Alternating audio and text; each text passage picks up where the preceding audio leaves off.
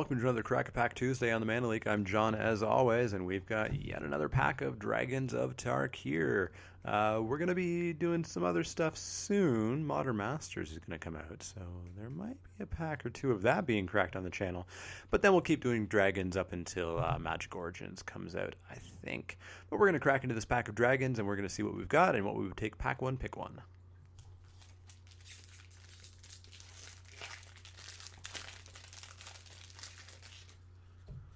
Well, first up, we've got a Kolaghan Stormsinger. This is a single red for a 1/1 that has haste. What do you do? You can morph it. You can make it a 2/2. You can then unmorph it for a single red as well. Make it a 2/2 with haste. Plus, when it unmorphs, you can give something else haste until end of turn. Not that exciting, unfortunately. There's some Christmas land stuff you could do with this, casting it late in the game and giving some big beefy bomb haste that shouldn't have had haste, but the setup cost for this, including playing this in your deck, is too high for me. I'm just not going to take this and probably never play it. Next up, we've got Shambling Goblin. Shambling Goblin is a single black for a 1/1, so we've got another 1/1 for 1, but this one's better. This one's much better, which isn't saying a ton, but it is much better. When it dies, you can give target creature and opponent controls -1/-1 until end of turn. The cool thing about this guy is that he gets in for some damage turn 2, turn 3, turn 4, because your opponent's not going to block with their 2/2 because it would die, or their X2. Then this guy gets some additional value if he's in the blue-black exploit deck, because you can exploit him just for that little extra -1/-1, which kind of works as a combat trick. Perhaps your opponent blocks and kills something, or blocks something that doesn't quite kill it, and suddenly has a single point of damage away from being killed. You can then play an exploit creature, use this guy to finish that creature off, and it almost acts like removal. That's getting a little bit Christmassy as well, but ultimately this guy's just a useful role player in the blue-black exploit deck. Unfortunately, not that great anywhere else. So this is not a card that I would ever pick to go into the exploit deck. Never a card I would pick highly, but it's a card that I would take once I know that I'm in that kind of archetype. Late pack 1, mid to late pack 2.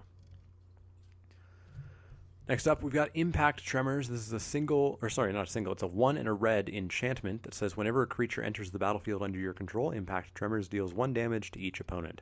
I have heard rumblings of the Impact Tremors deck. It requires 2 or 3 of these, preferably 3 or more, and to be kind of the dash deck. And so what happens is you start dashing things in, and with 3 of these on the battlefield, each creature you dash in is going to deal 3 damage right away, perhaps the damage when they attack, and then they're going to go back to your hand for you to do it again next turn.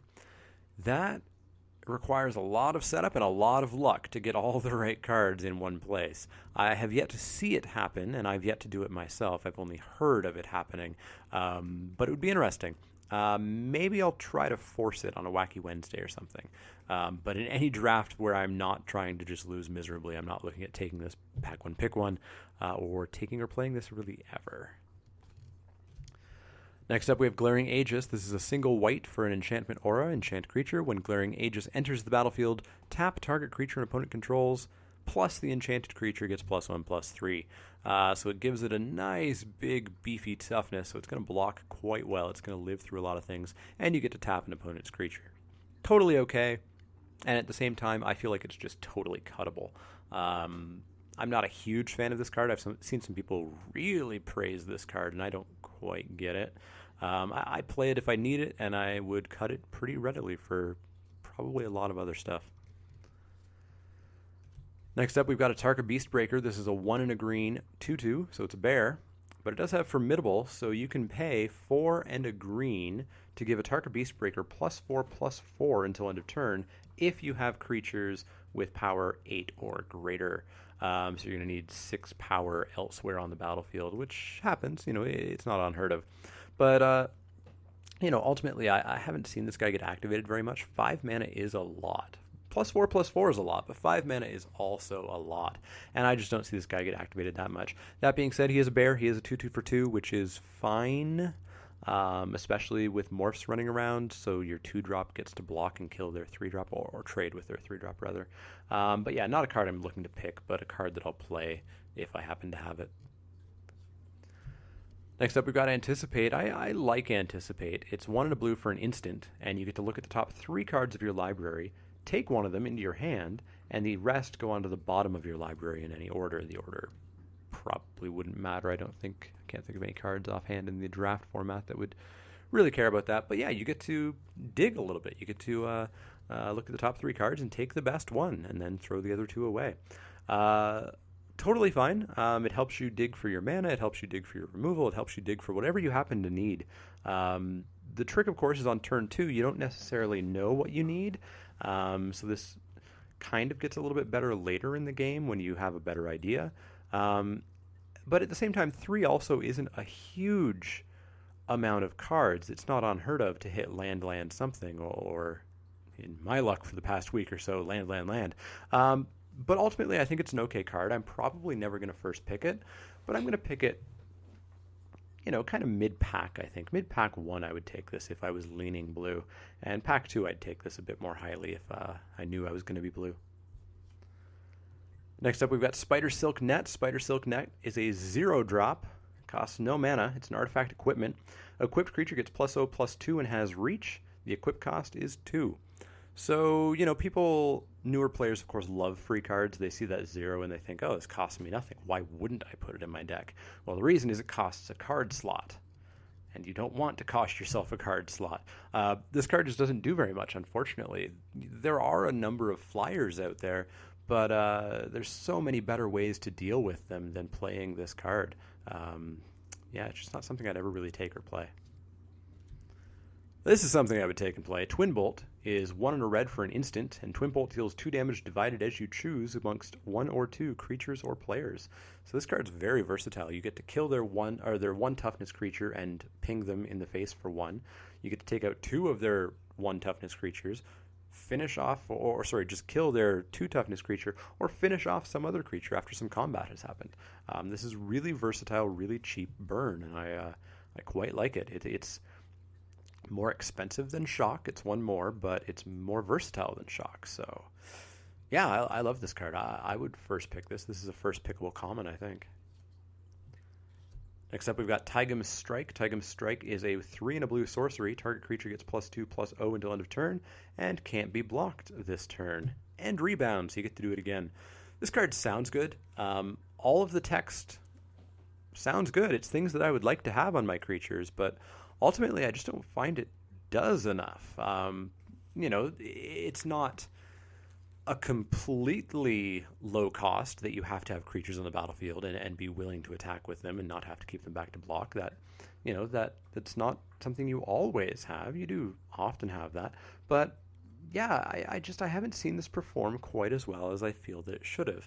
And I don't think it should have performed super well, but I feel like more should have happened with this card, and I've yet to see it, unfortunately. Maybe there's an archetype out there that would love to have this, but I've been pretty unimpressed with this card so far.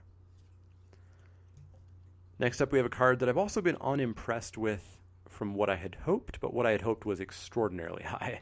This is Silumgar Butcher. It's 4 and a black for a 3/3. It has Exploit, and when it exploits a creature, target creature gets -3/-3 until end of turn. Pretty darn good, although I've found myself somewhat regularly being in a position where I have had to exploit itself, or I haven't had a great exploit target, or I just wasn't able to exploit something because I would be, just hurting myself too much, hurting my board presence, despite ideally blowing up one of their creatures. It's still a great card. It is still perfectly serviceable. It's just a little bit below the tier where I had originally thought it would be. Ultimately, I would pick it. First pick in a weak pack, and definitely relatively high, especially if I knew I was going to go with the blue-black exploit deck. Kind of a weird card. It's a card that I had high hopes for, and it didn't quite live up to it, but it still is a pretty darn good card. Into the uncommons, we've got Enduring Scale Lord. This is a 4 green white 4/4 dragon with flying, and whenever 1 or more +1/+1 counters are placed on another creature you control, you may put a +1/+1 counter on Enduring Scale Lord. Pretty cool, but it's a very expensive dragon. It's a 6-drop for a 4/4 flyer. At that point, in most games, you're hand's going to be pretty empty. You're not going to be in the sort of board development stage anymore where you're bolstering things and putting counters on things and doing stuff like that. And so oftentimes this guy's ability just won't really happen. That being said, there are some cool interactions. You can do some things like moving counters around. This guy in Dagatar go crazy. And of course, 2 of these guys, plus any way of putting a counter on something, goes infinite. And you can make these billion dragons. That's all Magical Christmas Land, though. Some of the basic stuff isn't terribly magical. The infinite is magical. You need to open 2 of these and pick 2 of these and play them and actually get them on the battlefield, and etc. Ultimately, not something I'm willing to first pick. There's not many gold cards I'm willing to first pick because they kind of push you into those 2 colors, and I don't necessarily want to commit that early. Ultimately, I would take this pack 2 if I knew I was going to head down green-white, but definitely not pack 1. It would be a late pickup for me, pack 1. Next up, we've got Rending Volley. This is a single red instant. Rending Volley can't be countered by spells or abilities. Rending Volley deals 8 damage. Rending Volley deals 4 damage to target white or blue creature. So it's one of the color hosers, and it's probably the best one, I think.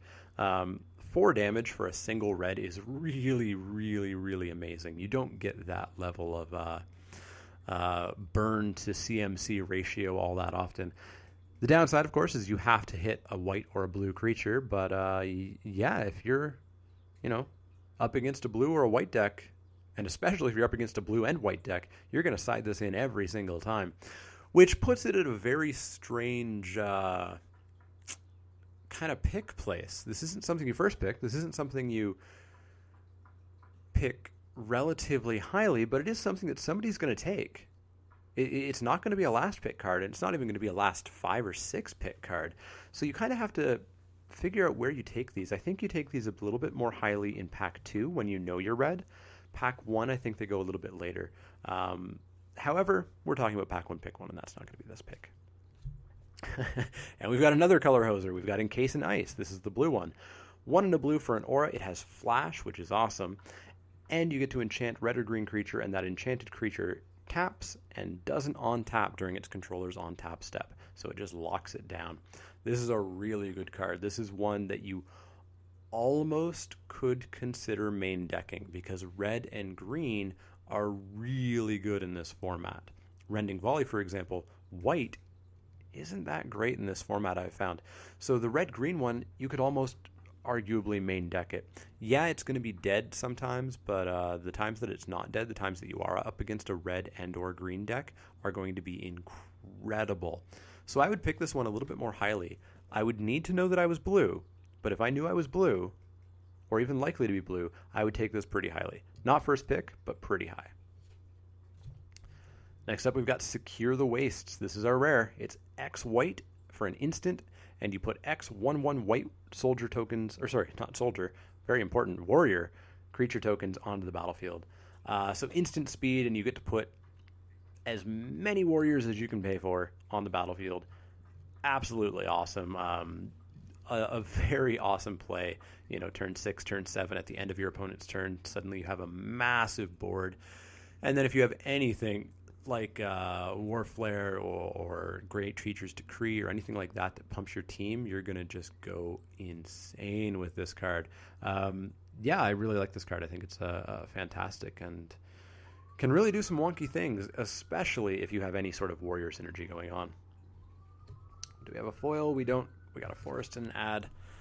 So, kind of an interesting pack. We've got, I would say arguably 2 picks. We've got the Secure the Waste, or we've got little old Twin Bolt. I think ultimately I would take Secure the Wastes. Twin Bolt is really solid removal. Removal's really good.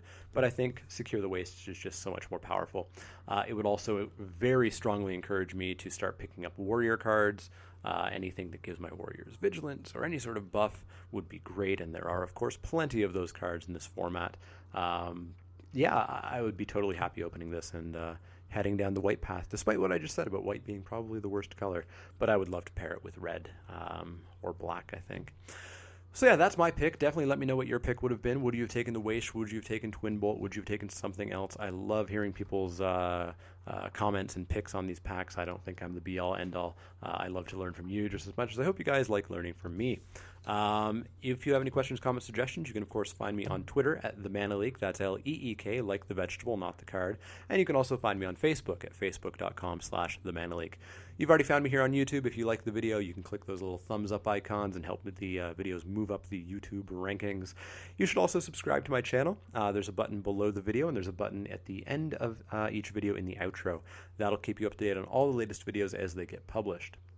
The Crack-A-Pack Tuesdays, the Wacky Wednesdays, the Spiky Saturdays, the Crack-A-Pack specials, and any other specials that may be popping up. I do have things planned, just so you know. You want to be the first ones to see those videos, and by subscribing, you'll make sure of that. As always, if you have any questions, comments, suggestions, let me know. Otherwise, I'll see you all next time.